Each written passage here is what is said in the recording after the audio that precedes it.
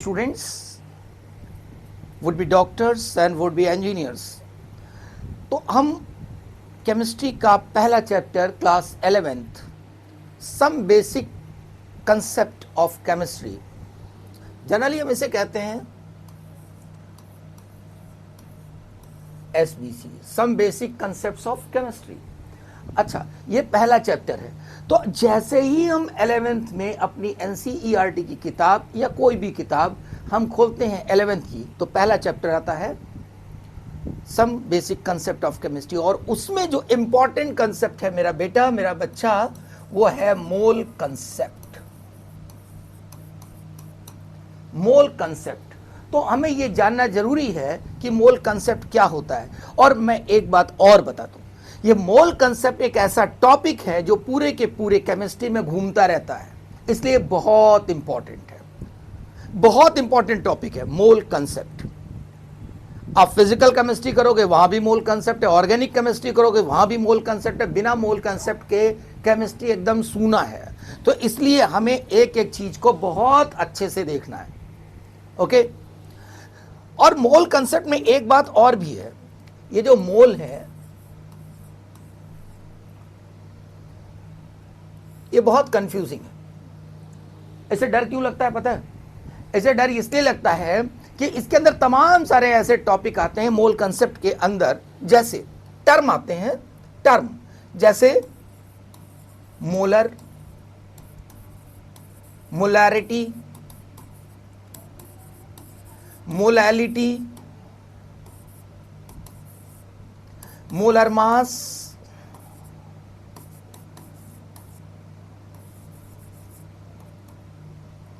और ऐसे तमाम सारे टॉपिक जो कि एम से ही आते हैं और सब एक जैसे लगते हैं। एक जैसे हैं नहीं बेटा, ये भी ध्यान रख लीजिए, एक जैसे हैं नहीं, इनको बहुत ध्यान से पढ़ने की जरूरत है। मोल क्या है, मोलर क्या है, मोलैरिटी क्या है, मोलैलिटी क्या है, मोलर मास क्या है, मोलर मास ऑफ एटम क्या है, मोलर मास ऑफ मॉलिक्यूल क्या है, ये सब हमें बहुत अच्छे से समझने हैं। तो हम सबसे पहले बात शुरू करते हैं मोल के बारे में। अब देखिए बेटा, जो मोल है ये कुछ नहीं है, एक नंबर है। It is a number, it is a number only. जैसे मान लीजिए दर्जन है, डजन है, तो डजन क्या एक नंबर ही तो होता है। आपको जैसे किसी ने कहा कि 1 डजन यानी एक दर्जन, तो एक दर्जन जैसे ही कहा गया, आपके दिमाग में क्या कंसेप्ट गया? आपके दिमाग में कंसेप्ट गया कि 12, बस एक नंबर आता है। अगर आपसे किसी ने कहा दर्जन, मेरा बेटा ध्यान से सुनो, अगर किसी ने कहा दर्जन, तो आपके दिमाग में एक कंसेप्ट जाता है, एक इंफॉर्मेशन जाती है कि 12। ठीक है, इसका मतलब यह हुआ कि अगर कोई टर्म किसी नंबर को इंडिकेट कर रहा है तो हमारी इंफॉर्मेशन दिमाग में वही जानी चाहिए, बस और कुछ नहीं। मोल है तो क्या है? It is a number. अब ये नंबर क्या है? देखो 6.022 इंटू 10⁻23 ये नंबर है। अब वो बात अलग है कि हम इसे एवोगैड्रो नंबर भी कहते हैं। क्या कहते हैं बेटा? एवोगैड्रो नंबर कहते हैं। अब ये एवोगैड्रो नंबर जो है, इसे रिप्रेजेंट कैसे करते हैं? एन से या Na से भी करते हैं। एवोगैड्रो नंबर एन यूज किया जाता है इस नंबर को इंडिकेट करने के लिए, यानी इसका मतलब कि अगर कहीं लिखा है 6.022 इंटू 10⁻23, तो हम इसे कैपिटल N भी लिख सकते हैं, या N लिखा है तो उसकी जगह ये नंबर भी डाल सकते हैं। ठीक है, अब मैं आपको ये बात बताने जा रहा हूं कि ये नंबर क्या है, कितना बड़ा है, कैसा है और क्यों। ठीक है, देखिए, अगर मैं कहूं एवोगैड्रो नंबर की वैल्यू कितनी है? 6.022 इंटू 10⁻23। हां, अब ये समझिए, जैसे आपसे किसी ने कहा 1 दर्जन पेन, 1 डजन पेन, आपके दिमाग में इंफॉर्मेशन आ गई, हम 12 पेन की बात कर रहे हैं। कितने पेन की बात कर रहे हैं? 12 पेन की बात कर रहे हैं। ठीक है, वैसे ही अगर किसी ने कहा 1 मोल, तो इसका मतलब हम क्या कह रहे हैं? हम 6.022 इंटू 10 टू द पावर 23 की बात कर रहे हैं। बट अच्छे से समझिए, बिल्कुल इस चीज का लेना देना सिर्फ केमिस्ट्री से नहीं है, आप इसको कहीं यूज कर सकते हैं। जैसे अगर मैं कहूं 1 मोल पेन, तो इसका मतलब है 6.022 into 10 to the power 23 pens. ये मतलब है, कोई कंफ्यूजन नहीं होना चाहिए। ऐसा बिल्कुल नहीं है कि मोल का मतलब है कि केमिस्ट्री में ही ऐसा होगा, कि हम केमिस्ट्री में ही यूज कर सकते हैं, कहीं भी यूज कर सकते हैं। अभी मैं न्यूमेरिकल भी करके दिखाऊंगा। खैर, तो ये 1 मोल पेन, 1 मोल पेन का मतलब इतने पेन्स। अब ये जो वैल्यू है, जरा इसके बारे में देखिए, ये वैल्यू क्या है, देखिए ध्यान से इसको। 23, 1 2 3 4 5 6 7 8 9 10 11 12 13 14 15 16 17 18 19 20 21 22 23। इतनी बड़ी संख्या है ये, इतने जीरो हैं। अब जैसे बेटा अगर मैं कहूं 10, बड़ा आसान काम है। अगर मैं कहूं 100, ये आसान काम है। उसके बाद 1000, 10,000, और ये बढ़ता चला जाएगा। लेकिन जरा इस डिजिट को देखिए, क्या इसको बोलना या समझना आसान है? ये बहुत बड़ी डिजिट है, बहुत बड़ी डिजिट है। इसको जरा सोच के देखिए जरा सा। अगर मैं आपसे कहूं,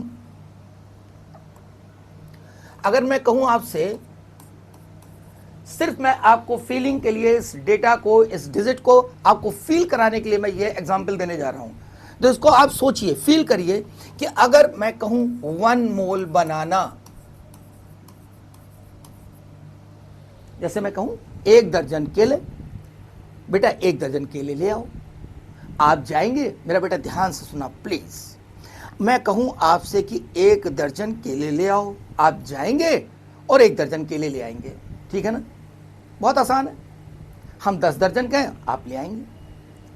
अब मैं ठहरा केमिस्ट्री का टीचर, मैं काम में बिजी, मेरे मुंह से 1 दर्जन केले लाने की जगह क्या निकल गया? 1 मोल केले ले आओ। अब सोचिए, अगर 1 मोल बनाना लाने के लिए कह दिया जाए, तो अगर 100 बनाने लाने हो तो आसपास में मिल जाएंगे, 1000 लाने हो थोड़ी मुश्किलात आएंगे, थोड़ा मुश्किल आएगी। 1000 बनाने में जो अगल बगल के होंगे ठेले वाले, उनके पास से सारे बनाने खत्म हो जाएंगे, सारे केले खत्म हो जाएंगे। अब और प्रॉब्लम, अब अगर मैं इतना कह दूं, इस डिजिट को कह दूं 1 2 3 4 5 6 10,000, ठीक है ना। अगर 1 लाख की बात कर दूं, 1 लाख बनाना की बात कर दूं, तो आसपास के शहर में भी खत्म हो जाएंगे। अब देखिए, जैसे जैसे मैं ये डिजिट बढ़ा रहा हूं, आप ये समझिए कि पहले आसपास के, फिर उस शहर के, फिर स्टेट के, और फिर क्योंकि तमाम सारे स्टेट में बनाना होते ही नहीं है तो देश के, फिर दूसरे कंट्रीज में भी नहीं होते। इसका मतलब ये हुआ, मैं ये सिर्फ आपको फील कराना चाह रहा हूं कि 1 मोल बनाना का मतलब 10 टू द पावर 23 अप्रॉक्स बनाना, जो कि लाना बहुत मुश्किल काम। इसका मतलब ये हुआ कि यह डिजिट बहुत बड़ी है, और ये डिजिट इतनी बड़ी है कि हम इसको नॉर्मल जगह पर यूज नहीं कर सकते कि बनाना लाना है, पेन लाना है, पोटैटो लाना है, उसमें यूज नहीं कर सकते। तो ये कहां पर यूज होगी ये डिजिट? ये जो डिजिट है 6.022 इंटू 10 टू द पावर 23, ये डिजिट कहां यूज होगी? उन पार्टिकल के साथ होगी जो हमें नेकेड आई से नहीं दिख सकते, जिनको देखना बहुत मुश्किल काम है, बहुत छोटे होते हैं, जैसे atoms, molecules, ions, proton, electron, etcetera.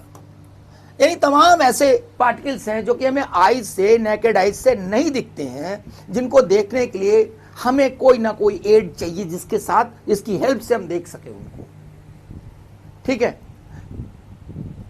इनको काउंट करने के लिए हम ये नंबर यूज करते हैं। अब धीरे धीरे हम इसके अंदर चलते हैं, ठीक है। तो इसीलिए इसका हम भरपूर यूज करते हैं इस नंबर का, कहां? केमिस्ट्री में। यानी अगर हम कहें एक एग्जांपल ले लें, 1 मोल एटम, 1 मोल एटम, तो इसका मतलब क्या हो जाएगा बेटा? इसका मतलब हो जाएगा 6.022 into 10 to the power 23 atoms. ये इसका मतलब हो जाएगा। बिल्कुल वैसे ही अगर यहां लिखा होता 1 दर्जन एटम, यहां लिखा होता 1 दर्जन एटम, तो यहां क्या होता? 12 एटम्स।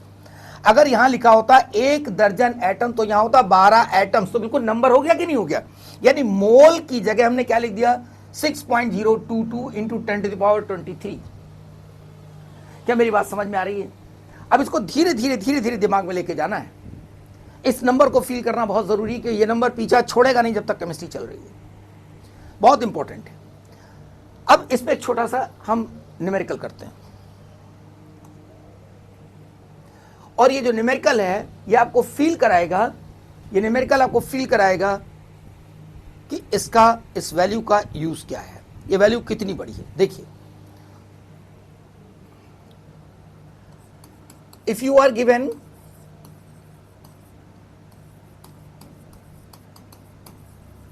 1 mole of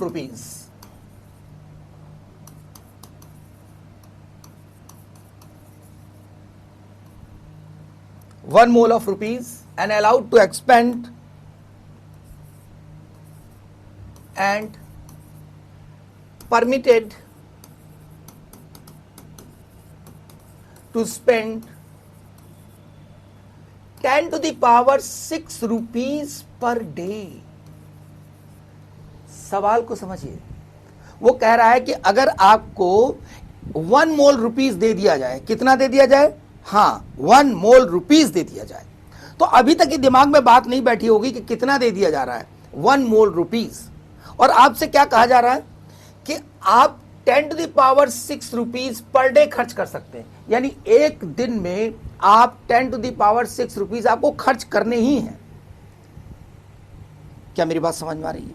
अगर मान लीजिए कि आपको सुबह सुबह आप उठे, आंख खोली और आपके पिताजी ने कहा, डैडी ने कहा कि बेटा ये 10 टू द पावर 6 रुपीस है, इसको पूरे दिन में खर्च करना है। ये 10 टू द पावर 6 रुपीस है, ये पूरे दिन में खर्च करना है। मेरी बात समझ में आ रही है? तो आप जरा सोच के देखिए, आप इसको कैसे खर्च करेंगे, कैसे खर्च करेंगे, क्या क्या यूज करेंगे, कहां खर्च करेंगे। ये क्या छोटी डिजिट तो नहीं है बेटा? 10 टू द पावर 6 ये होता है, ये है 10 to the power 6 rupees. 1 million, 10 lakh, ठीक है, एक दिन में खर्च करना है। और पूछ क्या रहे हैं? पूछ रहे हैं how many years are to be taken to spend entire money।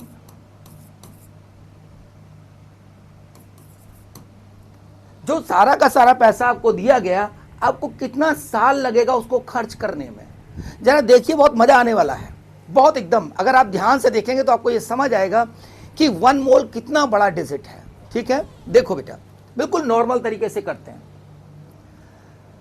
10 to the power 6 rupees हमें कितने में खर्च करना है बेटा?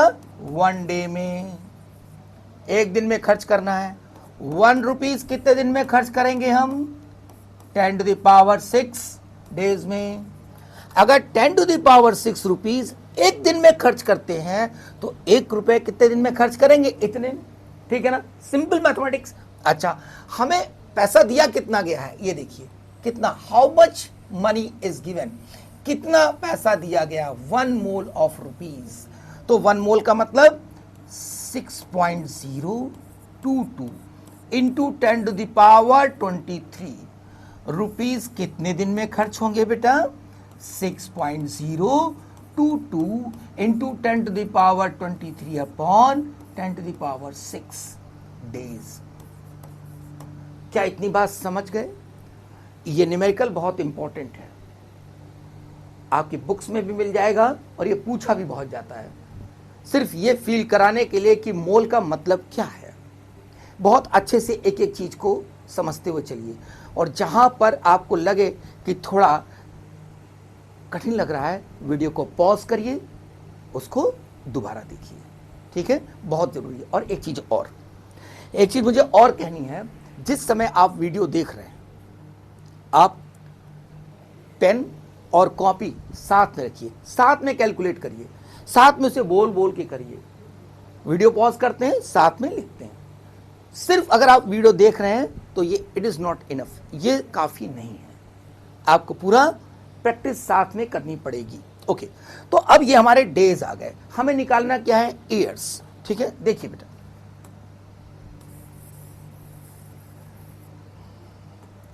ये हमारे डेज है बेटा, 6.022 into 10 to the power 23 upon 10 to the power 6 days.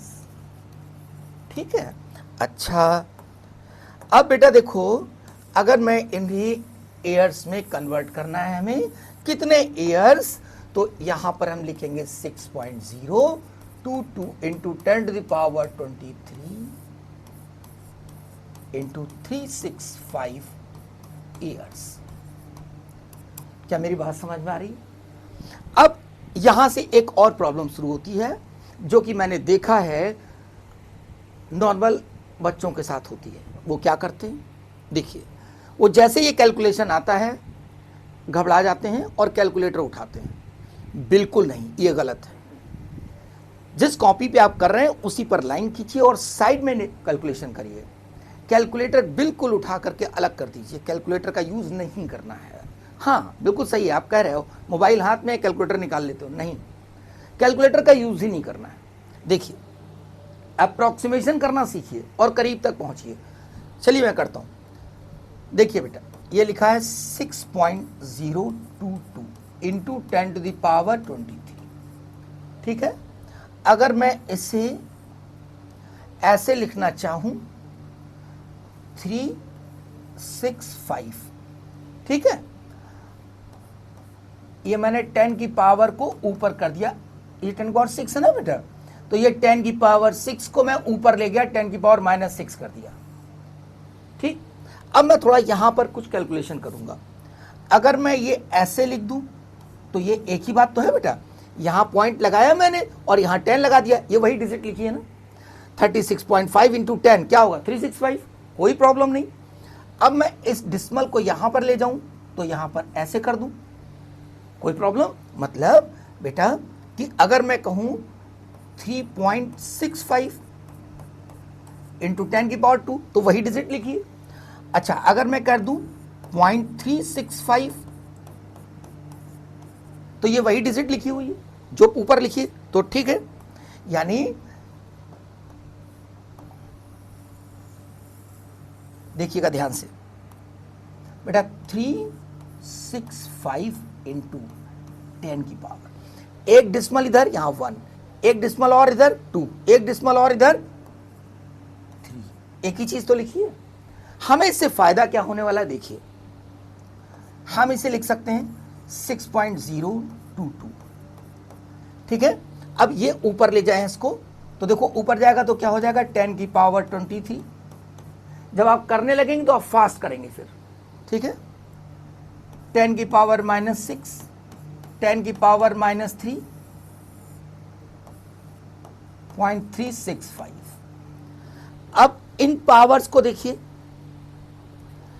6 minus में 3 माइनस में, ये कितना हो जाएगा, पावर ऐड कर देंगे ना मल्टीप्लिकेशन में, जब मल्टीप्लिकेशन करते तो पावर को ऐड कर देते हैं, -6 -3 -9, और -9 यहां पर कर दिया जाए अगर तो कितना आ जाएगा, देखिए यहां पर आ जाएगा, मैं यहां डिजिट लिख रहा हूं 6.022 इंटू 10 की पावर, देखो यहां 6 और 3 9, और यहां से जब 6 हटाएंगे 20 में से तो कितना आ जाएगा, 14, 10 की पावर 14 अपॉन, यहां 0.365 लिखा, ये 0.365, अब 6 5 से बड़ा है तो ये 0.3 की जगह क्या कर सकते हैं हम इसे 0.4 कर सकते हैं, अप्रोक्सीमेशन। इस चीज को धीरे धीरे सीखेंगे, इस कैलकुलेशन को धीरे धीरे सीखेंगे आराम से। मैंने क्या किया, मैंने पावर्स का कैलकुलेशन आपको बताया, फिर मैंने बताया कि कैसे हम 0.365, अब यहां पर 0.3 के बाद 6 जो है वो 5 से ज्यादा है, तो हम 3 को क्या कर सकते हैं, 4 कर सकते हैं ऐसे। अब देखो आसान हो गया, 6/0.4 इंटू 10 की पावर 14, ध्यान से देखते रहना। इसको हमने 6 लिख लिया, 6.022 को हमने 6 लिया, तो ये क्या हो जाएगा बेटा, 60/4 इंटू 10 की पावर 14, यानी 15 इंटू 10 की पावर 14, या यहां पर लिख सकते हैं 1.5 इंटू 10 की power 15 years. 1.5 into 10 to the power 15 years. आप ये ध्यान से देखिए, 1.5 इंटू 10 की पावर 15 ईयर्स लगेंगे खर्च करने में। अगर आपको 1 मोल रुपीस दे दिया जाए और आप डेली कितना पैसा खर्च कर रहे हैं, 10 to the power 6 rupees daily, उसमें संडे की छुट्टी भी नहीं है। क्या आपने जो है 6 दिन खर्च किया, 7वें दिन छुट्टी, घर बैठ गए? नहीं, खर्च करना ही है 10 to the power 6 rupees per day. और अगर आप लगातार खर्च कर रहे हैं तो आपका 1 मोल रुपीस कब खत्म हो रहा है बेटा, इतने सालों के बाद, इतने वर्षों के बाद। 1.5 into 10 to the power 15 years. अभी इसको भी फील करने की जरूरत है। देखिए, अब देखिए, ये आपको समझ आ गया कि हमने कैसे कैलकुलेट किया। बहुत आराम से करिए, एकदम आराम से, एक एक चीज को अच्छे से समझते हुए। हम खर्च कर रहे हैं 10 to the power 6 rupees per day, और हमें कितने साल लग गए बेटा, 1.5 into 10 to the power 15 years. पूरा पैसा खर्च करने में। मतलब अब अगर देखा जाए, एक आदमी की जो लाइफ है वैसे 60-70 साल एवरेज, हम मान लेते हैं 10 की पावर 2 मान लेते हैं, इतने ईयर्स, यानी 100 साल, यानी एक पीढ़ी निकल गई। और ये कितना है, 10 टू द पावर 15, यानी कितने सालों तक पैसा खर्च करते रहेंगे और पैसा खत्म नहीं होगा। ये बताता है कि ये एग्जाम्पल, ये न्यूमेरिकल ये बताता है कि 1 मोल एक बहुत बड़ी डिजिट है। 1 मोल एक बहुत बड़ी डिजिट है। 1 मोल एक तरीके से यूनिट है जिसकी वैल्यू है 6.022 इंटू 10 टू पावर 23, जिसको हम क्या कहते हैं, एवोगैड्रो नंबर। साइंटिस्ट को ऑनर देने के लिए उनका नाम एवोगैड्रो नंबर। क्या मेरी बात समझ में आ रही है? अब देखिए, यानी इसका मतलब यह हुआ कि हमें यह क्लियर हो गया कि 1 मोल क्या होता है। अब देखिए, मोल समझ आ गया। मैं मान के चलता हूं कि आपके दिमाग में यह बैठ गया कि मोल जो है वो एक डिजिट है और ये बहुत बड़ी डिजिट है, एक नंबर है। ठीक है, तो मोल आ गया। मोलर क्या होगा बेटा? मोलर का मतलब होता है कंटेन्स 1 मोल। कंटेन्स 1 मोल, यानी मोलर। मोलर का मतलब, कहीं भी वर्ड आता है मोलर, इसका मतलब उसके अंदर 1 मोल है।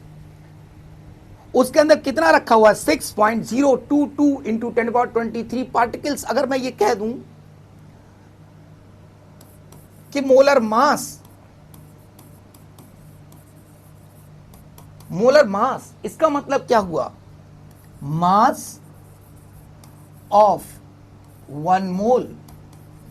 अब यहां से एकदम धीरे धीरे समझना है, एकदम आराम से, क्योंकि ये सारी चीजें जो हैं बहुत ही साइंटिफिक है, बहुत आराम से समझना है। मोल बताया मैंने, मोलर कंटेन्स 1 मोल। मोलर मास का मतलब mass of 1 mole. Mass of 1 मोल का मतलब यह हुआ बेटा, मास ऑफ 6.022 इंटू 10 की पावर 23। मेरी बात समझ रहे हैं? अगर मैं ये कहूं, थोड़ा सा और इसे डिटेल में चलते हैं, क्योंकि जितना अच्छा ये बैठेगा ना दिमाग में, उतना अच्छा आप न्यूमेरिकल्स करोगे।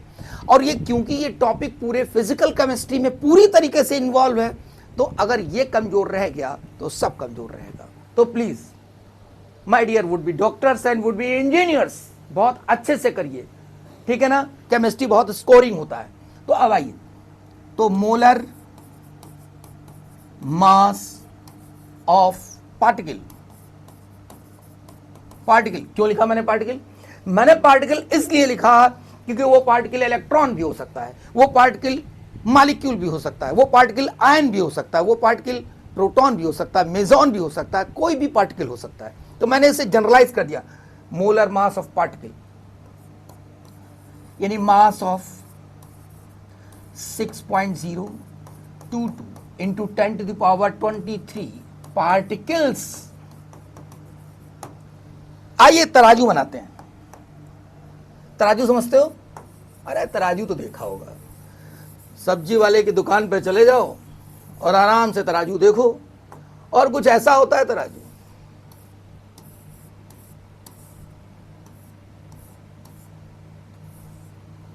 ऐसा होता है तराजू। अच्छा, अब मैं बताने जा रहा हूं मोलर मास। ये क्या लिखा है? Mass of 6.022 into 10⁻23 particles. तो पार्टिकल्स रखते हैं,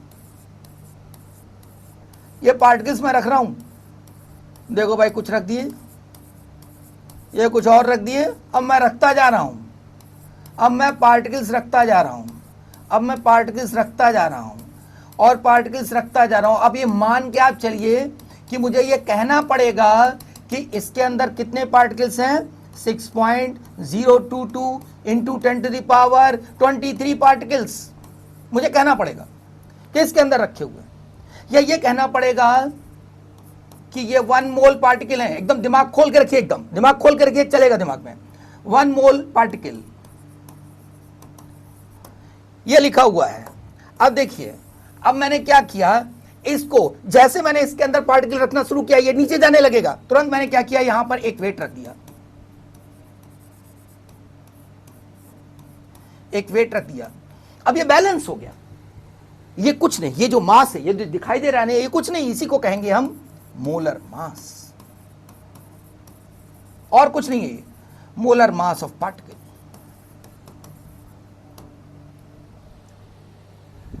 बेटा एक बात बहुत इंपॉर्टेंट है,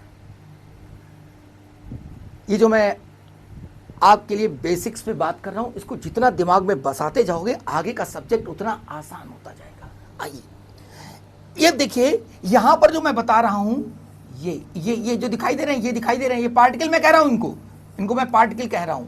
ये मान के चलूं अगर कि ऑल द पार्टिकल्स, एकदम कॉन्सेंट्रेट करिए, एकदम कॉन्सेंट्रेट करिए, all the particles are same in size, shape and mass. ये आलू नहीं है, ये आलू नहीं है। क्या आपने कहा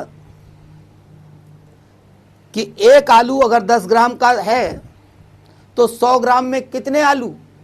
हाँ बताइए, बताइए। एक आलू जो है वो 10 ग्राम का है, तो 100 ग्राम में कितने आलू? 10 नहीं, गलत। अरे भाई, ये 100 ग्राम है आलू, 100 ग्राम आलू लिए, एक आलू 10 ग्राम का है। जरा वो सब्जी मंडी बताओ, वो सब्जी वाला की दुकान बताओ जहां सारे आलू एक जैसे होते हो। क्या इज इट पॉसिबल? ये पॉसिबल नहीं है। कोई भी 2 आलू एक जैसे नहीं होते हैं, कहीं के भी 2 आलू उठा लीजिए आप। लेकिन हमारे जो ये आलू है ना, हमारे जो ये आलू, हमारे जो पार्टिकल हैं, हमारे जो पार्टिकल हैं, ये एवोगाड्रो साहब ने कहा है, हम नहीं कह रहे। एवोगाड्रो साहब ने कहा है, these are the atoms which are same in size, shape and mass if these are from same element. मतलब अगर एक ही एलिमेंट लिया गया है, मान लेते हैं कि ये सोडियम का बोरा है, बोरा of the sodium, packet of the sodium, यानी एक पैकेट है जिसके अंदर सोडियम रखा हुआ है। अब सोडियम रखा है तो इसके अंदर एटम्स है। अब ये पैकेट फट गया, पैकेट फट गया तो इसके अंदर सारे एटम्स गिर पड़े, ये वही पार्टिकल्स हैं, ये एटम्स गिर पड़े, ये बाहर निकले तो इनको देखा गया, एक एटम उठाया, जैसा ये एटम था वैसे ही दूसरा एटम था, वैसे ही तीसरा एटम था, यानी all the atoms of the same element are same in size, shape and mass. अब रास्ता साफ हो गया, अब बहुत आसान हो गया, अब बात बहुत आसान हो गई, दिमाग में बैठ जाएगी। कैसे? देखिए, हमें पता है एक एटम का मास कुछ होगा, mass of one particle, mass of one particle. मेरा बेटा, अगर हमको पता है मास ऑफ वन पार्टिकल, इसको हम n से मल्टीप्लाई कर दें, क्योंकि यहां कितने एटम्स रखे हैं? n atoms. हाँ, थोड़ा अनुलोम विलोम कर लो, सांस ले दो थोड़ा, क्योंकि बहुत जरूरी है इस दिमाग में इस कंसेप्ट को बिठालना। लंबी सांस लो। देखो, मास ऑफ वन पार्टिकल हमें पता है, यहां पर कितने एटम रखे हैं? n एटम रखे हैं। एक एटम के मास को अगर हम n से मल्टीप्लाई कर दें तो क्या आएगा? जरा देखो क्या आएगा। This is mass of n atoms, इसको हम कहेंगे molar mass. This is nothing, it is molar mass of particle. अब वो पार्टिकल एटम हो सकता है, मॉलिक्यूल हो सकता है, आयन हो सकता है, कुछ भी हो सकता है। एक छोटा सा न्यूमेरिकल करते हैं इस पे। बिल्कुल पॉज कर लो, पॉज करके रिवाइज कर लो, बहुत इंपॉर्टेंट है, दिमाग में बैठेगा तभी मजा आएगा। तो एक छोटा सा न्यूमेरिकल करते हैं। देखिए, molar mass of electron find करना है, ठीक है, ये फाइंड करना है। अब वर्ड आया मोलर मास। हाँ बिल्कुल, मोलर का मतलब 1 मोल, मोलर मास का मतलब मास ऑफ 1 मोल। अब दिमाग में इतना रखो ना, मोलर मास, मास ऑफ 1 मोल, ठीक है। तो चलिए इसको लिखता हूं, n into mass of 1 electron. क्या मेरी बात समझ में आई? अब वो जो पार्टिकल था बेटा, उस पार्टिकल की जगह हमने इलेक्ट्रॉन ले लिया। अब इलेक्ट्रॉन, सारे इलेक्ट्रॉन का मास कैसा होगा? एक जैसा होगा। इसका मतलब अगर हमें एक इलेक्ट्रॉन का मास कोई बता दे तो हम उसे n से मल्टीप्लाई कर देंगे, और n से मल्टीप्लाई कर देंगे तो क्या आ जाएगा? Molar mass of electron. चलिए 6.022 इंटू 10⁻23, ये n की वैल्यू हो गई। अरे अब तो याद हो गई होगी n की वैल्यू एकदम, ठीक है। चलिए अब मास ऑफ 1 इलेक्ट्रॉन।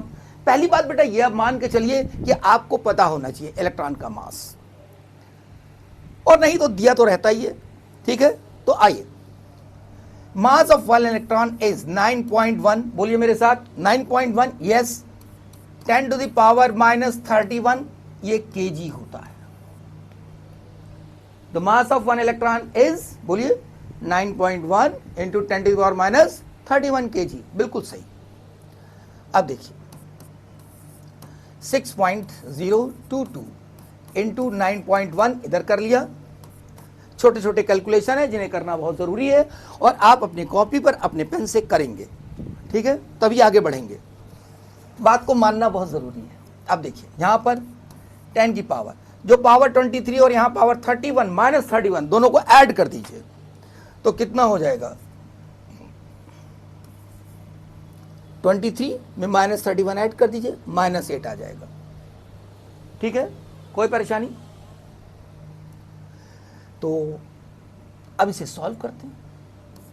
देखो 0.1 इसको हटा सकते हैं, 0.022 को हटा सकते हैं, तो 6 इंटू 9 इंटू 10⁻⁻8 kg, 54 10⁻⁻8, या 5.4 इंटू, ठीक है। अब देखो मैंने क्या किया, 5.4 लिखूं अगर मैं इसको, तो मैं यहां 10 लिख सकता हूं ना, ये दिमाग में चलाओ थोड़ा सा। 5.4 मैंने लिखा तो 5.4 इंटू 10 लिख सकता हूं, 10⁻⁻8। इसको सही कर लिया जाए थोड़ा तो ये हो जाएगा बेटा 5.4 into 10⁻⁻7 kg। This is the molar mass of electron. अब होता क्या है, किसी ने पूछा कि बेटा 1 मोल इलेक्ट्रॉन का मास कितना होगा। देखिए 1 मोल इलेक्ट्रॉन का मास वो पूछ रहा है। अब हमारी समझ में नहीं आ रहा क्या पूछ रहे हैं वो। हम क्या करते हैं, हमें पता है कि एक इलेक्ट्रॉन का मास कितना होता है 9.1 इंटू 10⁻⁻31। हम सोचते हैं यही पूछ रहा है, नहीं ना, वो एक इलेक्ट्रॉन का मास नहीं पूछ रहा है, वो कह रहा है 1 मोल इलेक्ट्रॉन का मास। इसका मतलब n से इसे मल्टीप्लाई करेंगे तब ये आएगा मास ऑफ 1 मोल, जो कि मैंने कैलकुलेट करके आपको दिखाया। तो आपको क्या समझ आया, आपको यह समझ में आया होगा मोल क्या है, मोलर क्या है, मोलर मास क्या है, और मोलर मास ऑफ पार्टिकल कैसे निकाल सकते हैं, जब सारे पार्टिकल एक जैसे हों साइज, शेप और मास में, जो कि कैसे होते हैं, एटम्स, मॉलिक्यूल्स। ठीक है, मेरा ख्याल ये समझ में आ गया होगा। इसको अच्छे से रिवाइज करेंगे, 2-3 बार देखेंगे, नोट्स बनाएंगे कॉपी पे प्रॉपर, तभी कंप्लीट स्टडी होगी। ठीक है, नेक्स्ट वीडियो लेक्चर में मैं डिस्कस करूंगा रिलेटिव एटॉमिक मास।